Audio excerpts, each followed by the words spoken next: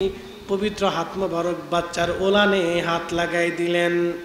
আবু বকরকে বলেন, আবু বকর একটা পাত্র নিয়ে আসো।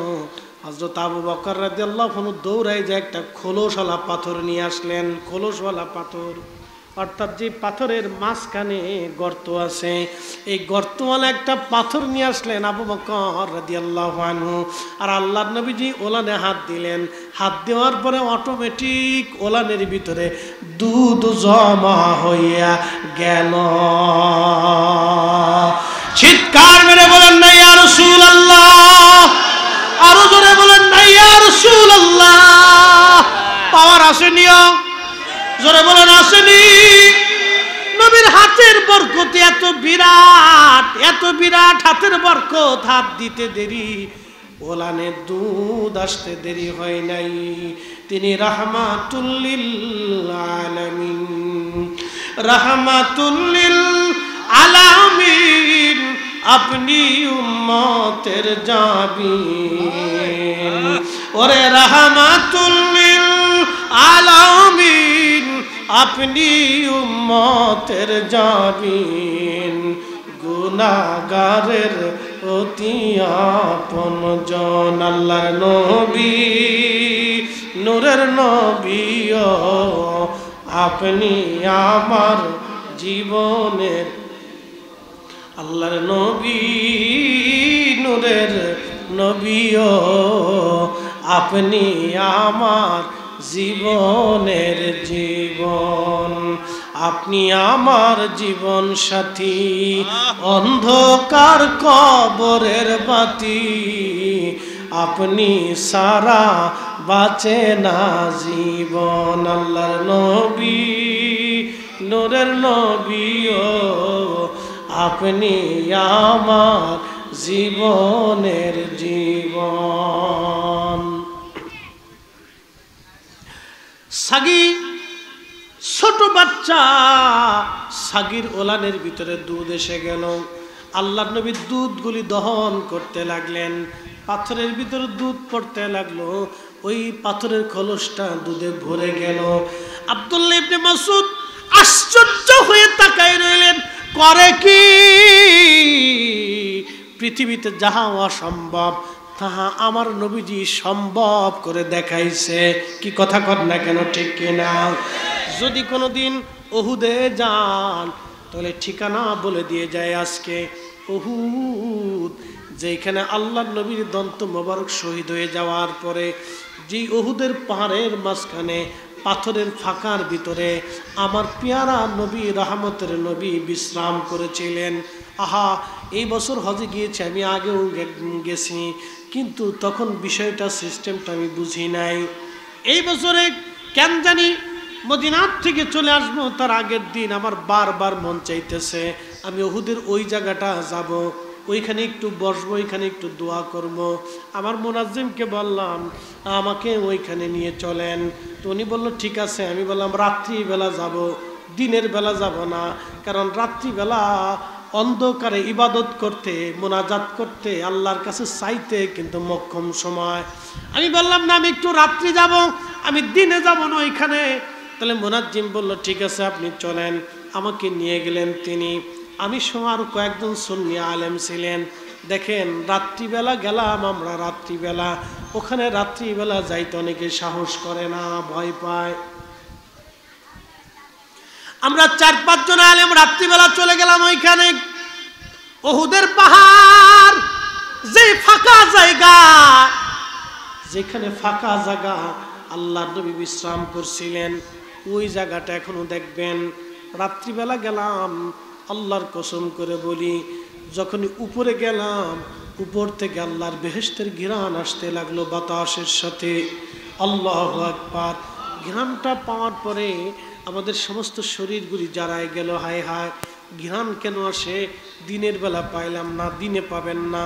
রাত্রিবেলা যখন গেলাম ঘ্রাণ আসতে লাগলো, বেহেশতের ঘ্রাণ। আমরা আরো কাছে গেলাম, সিমেন্ট দিয়ে জায়গাটা একবারে ঢেকে দেওয়া হয়েছে, জানালার মতো একটু কেটে দেওয়া হয়েছে, ভিতরে যাতে কেউ যেতে না পারে, কারণ অনেকে ভিতরে যায়, ডিস্টার্ব হতে পারে, ভিতরে গেলে অসুবিধা হবে। আল্লাহর নবী পেয়ারা রসুলকে ওইখানে ফেরেশতারা নিয়ে সাহাবা একরাম নিয়ে এখানে বিশ্রাম করিয়েছিলেন। নবীজির দন্ত মোবারক ভেঙে গিয়েছিল, মাথা মোবারক কেটে গিয়েছিল। আল্লাহু আকবার। 1450 বছর আগে আল্লাহ নবী ওইখানে বিশ্রাম করলেন। 1450 বছর পরে রাত্রিবেলা গেলাম। খোদার কসম করে বলি, পৃথিবীতে এইরকম সুঘ্রাণ কোথাও আপনি আর পাবেন না, পৃথিবীর কোনো আতরে পাবেন না। হেরেম শরীফের ভিতরে যে আতর মারা হয় ওই আতরও পাবেন না, এটার নাম উদ। এই উদের ভিতরে আপনি সেই সুঘ্রাণ পাবেন না। শুধুমাত্র ওই সুঘ্রাণটা ওইখান থেকে আসে রাত্রিবেলা। 1450 বছরের পর আমার রসুলের সুঘ্রাণ পাওয়া যায়। একবার জোরে বলা যাবে আল্লাহু আকবার। নারা চিৎকার মেরে বলেন না ইয়া রাসূলুল্লাহ। তাহলে বলেন আমাদের নবী আসে না নাই? হাত উঁচা করে বলেন আসে না নাই? তাকবীর, আল্লাহু আকবার, নারে রিসালাত, ইয়া রাসূলুল্লাহ, আহলে সুন্নাত ওয়াল জামাত জিন্দাবাদ জিন্দাবাদ, হযরত মাওলানা মুফতি জহিরুল ইসলাম ফরিদি সাহেব জিন্দাবাদ জিন্দাবাদ। তুমি মোদের আশার আলো, তাই তো তোমায় বাসি ভালো। বলেন তুমি মোদের আশার আলো, তাই তো তোমায় বাসি ভালো। হৃদয় নামের ফুলদানিতে, হৃদয় নামের ফুলদানিতে গেথে রেখেছি প্রেমের মালা।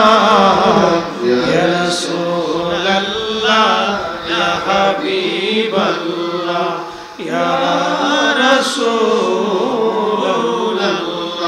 আল্লাহুম্মা সাল্লি আলা সাইয়্যিদিনা আল্লাহু আকবার মাওলানা মুহাম্মাদ ওয়া আলা আলি সাইয়্যিদিনা মাওলানা মুহাম্মদ।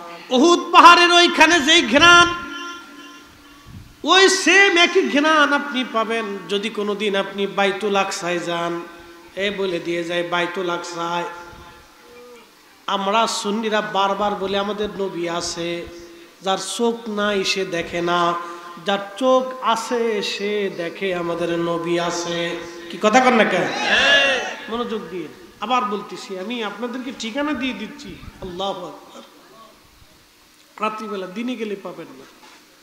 এমন সুঘ্রাণ আসতে লাগলো যে মানে আপনাকে আমি সুঘ্রাণ ভাষায় প্রকাশ করতে পারবো না।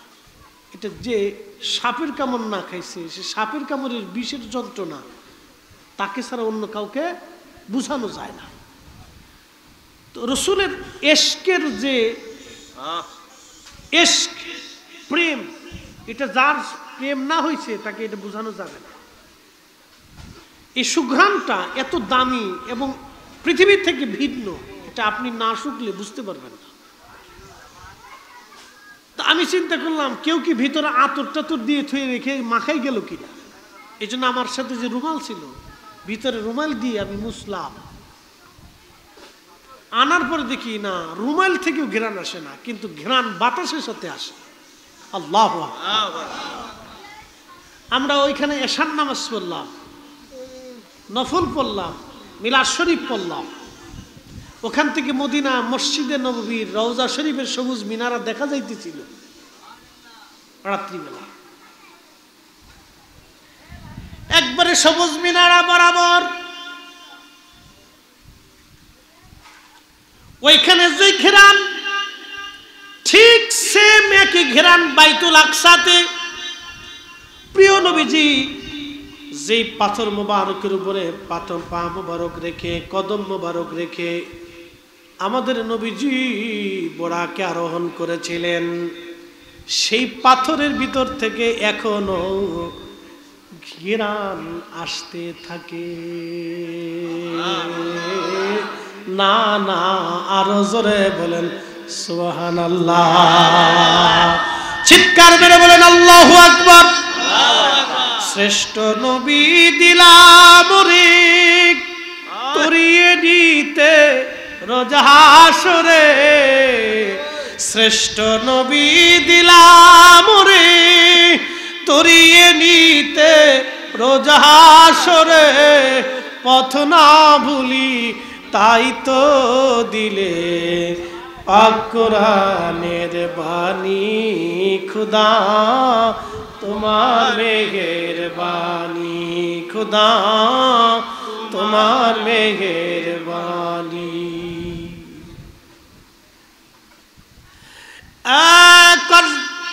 নবীনগরবাসী খুবই মনোযোগ দিয়ে শুনবেন। আল্লাহু আকবার।